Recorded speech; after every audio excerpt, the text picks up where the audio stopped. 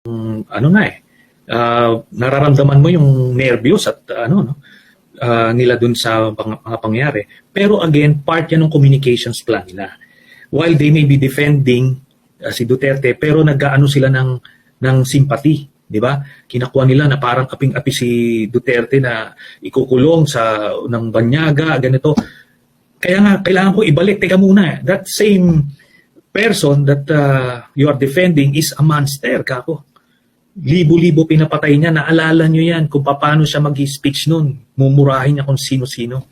Tapos ngayon, parang paawa effect. Hindi, I will keep on reminding the public of what kind of monster Mr. Duterte is para hindi nila kaawaan yan. Di ba? Kasi walang awa sa inyo yan. Kahit yung mga pondo para sa pandemic nun, pinagkakitaan nila, binulsa nila yon. No? So yung ganun, it's a battle of narratives at this point.